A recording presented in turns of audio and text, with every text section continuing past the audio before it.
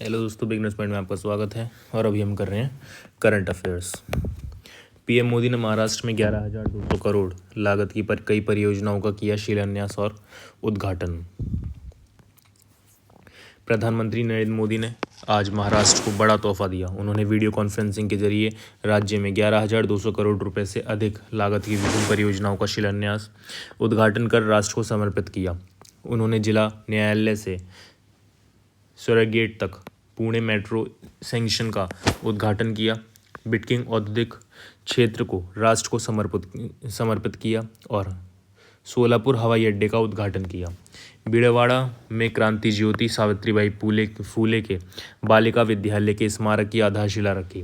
प्रधानमंत्री ने इस अवसर पर कहा, आज महाराष्ट्र को नए संकल्पों के साथ बड़े लक्ष्यों की जरूरत है। उन्होंने पुणे जैसे शहरों को प्रगति और शहरी विकास का केंद्र बनाने की जरूरत पर बल दिया है। जैमका की प्रधानमंत्री आधिकारिक यात्रा पर 30 सितंबर को आएंगे भारत। प्रधानमंत्री नरेंद्र मोदी के निमंत्रण पर जैमका के प्रधानमंत्री डॉक्टर एंड्रयू हॉलनेस 30 सितंबर से 3 अक्टूबर तक भारत की आधिकारिक यात्रा पर आएंगे। यह उनकी और जैमका के किसी प्रधानमंत्री की भारत की पहली द्विपक्षीय यात्रा होगी। इससे पहले पीएम मोदी और प्रधानमंत्री डॉक्टर हॉलनेस बहुपक्षीय बैठकों के दौरान कई बार मिल चुके हैं। विदेश मंत्रालय के मुताबिक यात्रा के दौरान प्रधानमंत्री डॉक्टर हॉलनेस प्रधानमंत्री मोदी के साथ प्रतिनिधिमंडल स्तर की वार्ता करेंगे। डॉक्टर हॉलनेस भारत के राष्ट्रपति और उपराष्ट्रपति से मुलाकात करेंगे।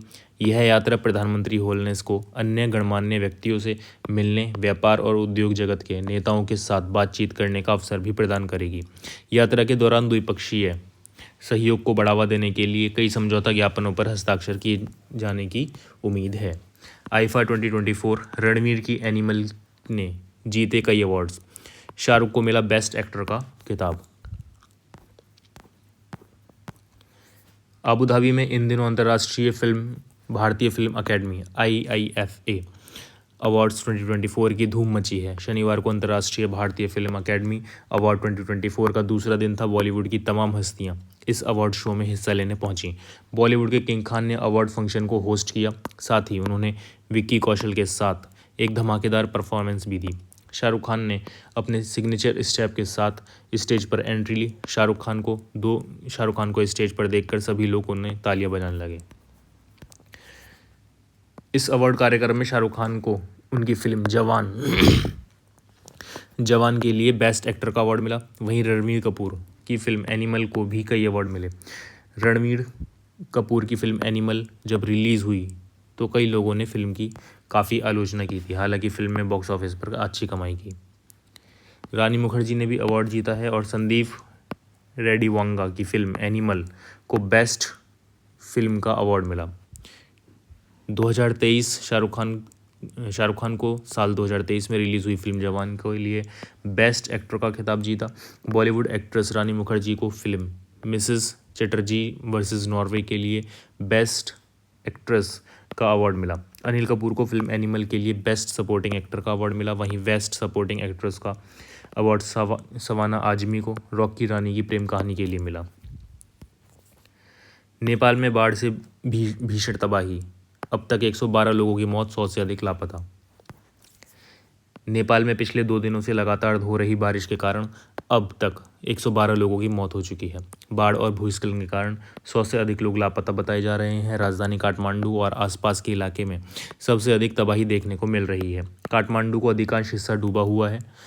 जानमाल का सबसे अधिक नुकसान यहीं देखने को मिला है। काठमांडू को अपने आसपास के दूसरे जिले से सड़क संपर्क टूट गया है। लगातार बारिश के कारण काठमांडू सहित देश भर के विमानस्थलों को बंद कर दिया गया है। बारिश के कारण बिजली के पोल गिरने से बिजली की सप्लाई और इंटरनेट सेवाएं भी बाधित हैं। पीएम मोदी आज महाराष्ट्र को देंगे 11,000 करोड़ की परियोजनाओं की सौगात। पुणे मेट्रो खंड का उद्घाटन।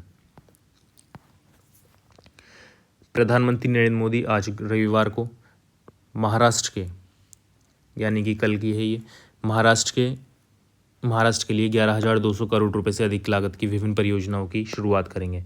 प्रधानमंत्री कार्यालय PMO के मुताबिक पीएम मोदी आज दोपहर 12:30 बजे वीडियो कॉन्फ्रेंसिंग के जरिए जिला न्यायालय से स्वर्गेट तक पुणे मेट्रो खंड का उद्घाटन करेंगे। गैर बासमती सफ़ेद चावल के निर्यात से प्रतिबंध हटा, चावल की दूसरी किस्मों की घटाई गई एक्सपोर्ट ड्यूटी। केंद्र सरकार ने बड़ा फैसला लेते हुए गैर बासमती चावल सफ़ेद चावल के निर्यात पर लगे प्रतिबंध को तत्काल प्रभाव से हटा दिया है। इसके साथ ही उसना चावल बॉइल्ड राइस पर एक्सपोर्ट ड्यूटी में बदलाव कर इसे आधा कर दिया गया है। पहले बॉइल्ड राइस पर 20% एक्सपोर्ट ड्यूटी लगती थी, जिसे घटाकर 10% कर दिया गया है। इस संबंध में सरकार की ओर से जारी नोटिफिकेशन के मुताबिक ब्राउन राइस पर भी एक्सपोर्ट ड्यूटी घटाकर 10% कर दिया गया है। इस तरह वाइट राइस पर लगने वाली एक्सपोर्ट ड्यूटी शून्य कर दी गई है। ड्यूटी में हुई यह कटौती तत्काल प्रभाव से लागू हो गई है। बताया जा रहा है कि फिलहाल देश में अनाज का भंडार पर्याप्त मात्रा में मौजूद है। इसके साथ ही किसानों ने नई फसल की कटाई भी शुरू कर दी है। आने वाले हफ्तों में ये कटाई और तेज होगी, जिससे देश में अनाज के भंडारण की में कमी होने या अनाज की उपलब्धता घटने की आशंका खत्म हो जाएगी। बौद्ध सर्किट के लिए 19 अक्टूबर से चलेगी विशेष पर्यटक ट्रेन। भारतीय रेलवे खानपान व पर्यटन निगम लिमिटेड भारतीय बौद्ध सर्किट के पर्यटन सीजन के दौरान विशेष पर्यटक ट्रेन चलाएगा।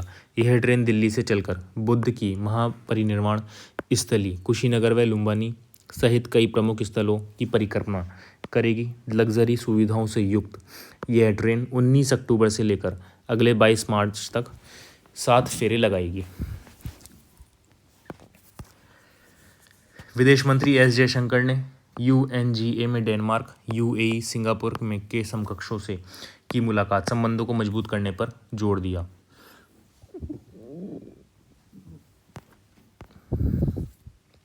विदेश मंत्री डॉक्टर एस जयशंकर ने संयुक्त राष्ट्र महासभा UNGA के 79वें सत्र के दौरान डेनमार्क, UAE, तुर्कमेनिस्तान, उज्बेकिस्तान और सिंगापुर के अपने समकक्षों के साथ कई उच्च स्तरीय द्विपक्षीय बैठकें की। इस दौरान भारत और इन देशों के बीच संबंधों को मजबूत करने पर चर्चा की गई, जिसमें विभिन्न क्षेत्रों में सहयोग पर जोर दिया गया।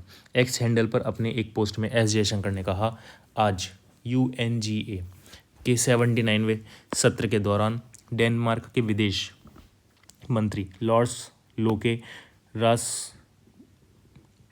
रासमुसेन से मिलकर खुशी हुई। जयशंकर ने UAE के विदेश मंत्री और उप प्रधानमंत्री मखदूम बिन मोहम्मद अल मखदूम से भी चर्चा की। उन्होंने कहा कि अपने प्रिय मित्र से मिलकर हमेशा खुशी होती है।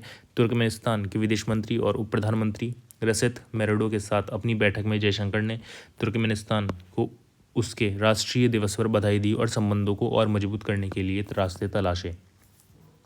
पर्यटकों के लिए पर्यटन मंत्रालय ने शुरू किया अतुल्य भारत कंटेंट हब और डिजिटल पोर्टल।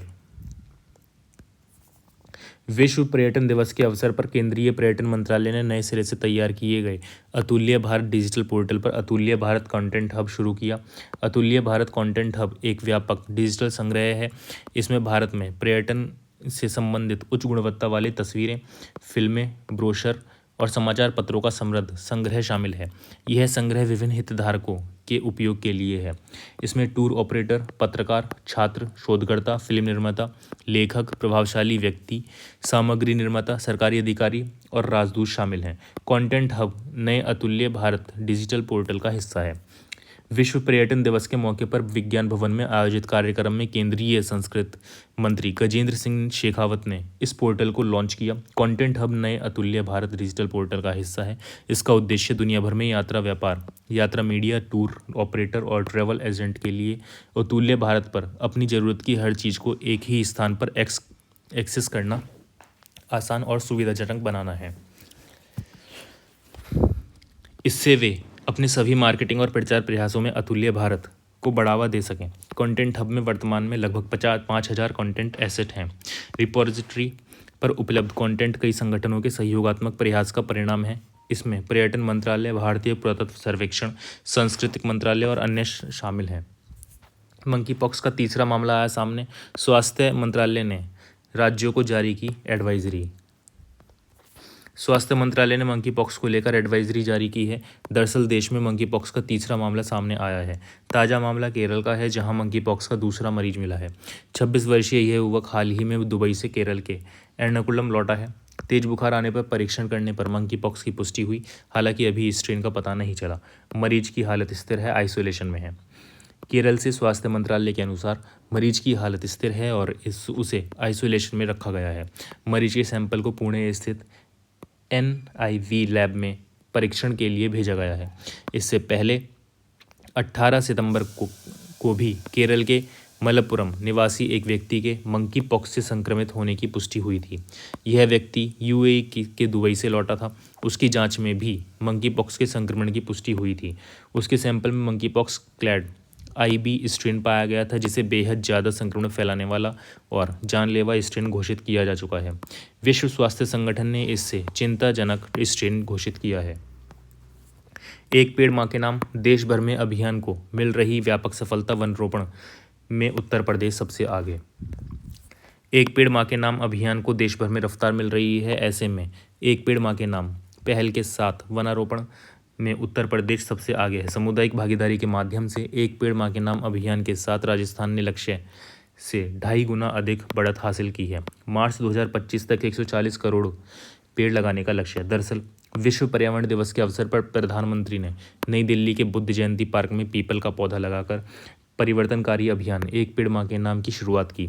पर्यावरण, वन और जलवायु परिवर्तन मंत्रालय द्वारा राज्य सरकारों और केंद्र शासित प्रदेशों के सहयोग से शुरू की गई इस पहल का लक्ष्य सितंबर 2024 तक 80 करोड़ पेड़ और मार्च 2025 तक 140 करोड़ पेड़ लगाना है। यह अभियान पूरी सरकार और संपूर्ण समाज के दृष्टिकोण का अनुसरण करता है, जिसमें नागरिकों, समुदायों और स्थानीय प्रशासन को भारत के हरित आवरण को बहाल करने के लिए एक ठोस प्रयास में शामिल किया गया है।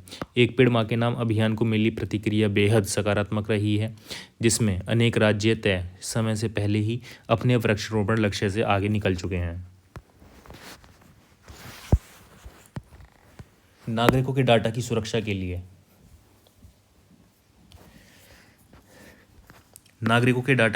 के लिए केंद्र सरकार ने उठाया कदम। आधार और पैन विवरण उजागर करने वाली वेबसाइटों को किया ब्लॉक। डिजिटल इंडिया के ज़माने में हमें कई जानकारी ऑनलाइन अपलोड करनी होती हैं। ऐसे में हमारे डाटा लीक ना हो, इसलिए केंद्र सरकार इस बात का पूरा ध्यान रखती है। दरअसल भारत सरकार एक खुला, सुरक्षित, विश्वसनीय और जिम्मेदार इंटरनेट बनाने के लिए प्रतिबद्ध है। इलेक्ट्रॉनिक्स और सूचना प्रौद्योगिकी मंत्रालय को यह सूचना मिली है कि कुछ वेबसाइटें भारतीय नागरिकों की संवेदनशील व्यक्तिगत पहचान योग्य जानकारी, जिसमें आधार और पैन कार्ड के विवरण शामिल हैं, को उजागर कर रही थीं। इसे गंभीरता से लिया गया है, क्योंकि सरकार सुरक्षित साइबर सुरक्षा प्रथाओं और व्यक्तिगत डाटा की सुरक्षा को सर्वोच्च प्राथमिकता देती है। इस संदर्भ में इन वेबसाइटों को ब्लॉक करने के लिए तुरंत कार्यवाही की गई है। विश्व के शक्तिशाली देशों की सूची में अब भारत तीसरे स्थान पर। ऑस्ट्रेलिया के एक संस्थान लोवी इंस्टीट्यूट थिंक टैंक ने हाल ही में एशिया में शक्तिशाली देशों की एक सूची जारी की है। एशिया पावर इंडेक्स 2024 नामक इस सूची में भारत को एशिया में तीसरा सबसे बड़ा शक्तिशाली देश बताया गया है। वर्ष 2024 के इस इंडेक्स में भारत ने जापान को पीछे छोड़ा है। इस इंडेक्स में अब केवल अमेरिका एवं चीन ही भारत से आगे हैं। रूस तो पहले ही इस इंडेक्स में भारत से पीछे हो चुका है। इस प्रकार अब भारत की शक्ति का आभास वैश्विक स्तर पर भी महसूस किया जाने लगा है। एशिया पावर इंडेक्स 2024 के प्रतिवेदन में बताया गया है कि वर्ष 2023 के इंडेक्स में भारत को 36.3 अंक प्राप्त हुए थे, जो वर्ष 2024 के इंडेक्स में 2.8 अंक से बढ़कर 39.1 अंकों पर पहुंच गए हैं एवं भारत इस इंडेक्स में चौथे स्थान से तीसरे स्थान पर आ गया है। वैश्विक स्तर पर स्टॉक मार्केट्स में करेक्शन की आशंका केंद्र सरकार ने किया आगाह। केंद्र सरकार ने वैश्विक स्तर पर स्टॉक मार्केट्स में संभावित करेक्शन की आशंका जताई है। ऐसा करेक्शन होने पर विशेष रूप से रिटेल इन्वेस्टर्स पर सबसे अधिक असर पड़ सकता है। दरअसल पिछले कुछ दिनों से दुनिया भर के ज़्यादातर स्टॉक मार्केट में तेज़ी आने का माहौल बना हुआ है, जिसकी वजह से स्टॉक मार्केट में रिटेल इन्वेस्टर्स बढ़ चढ़कर निवेश कर रहे हैं। हालांकि रिटेल इन्वेस्टर्स द्वारा जोरदार तरीके से किए जा रहे निवेश के ट्रेंड को लेकर भारत सरकार ने चिंता जताई है। स्टॉक मार्केट में भी बड़ी लिक्विडिटी। उल्लेखनीय है कि अमेरिका और चीन जैसी दुनिया की 2 सबसे बड़ी अर्थव्यवस्थाओं वाले देश समेत दुनिया के कुछ अन्य देशों में भी हाल के दिनों में ब्याज दरों में कटौती की गई, जिसकी वजह से स्टॉक मार्केट में भी लिक्विडिटी बढ़ी है और तेजी का रुख बना है। ग्लोबल इनोवेशन इंडेक्स 2024 में 133 देशों में भारत 39वें स्थान पर पहुंचा।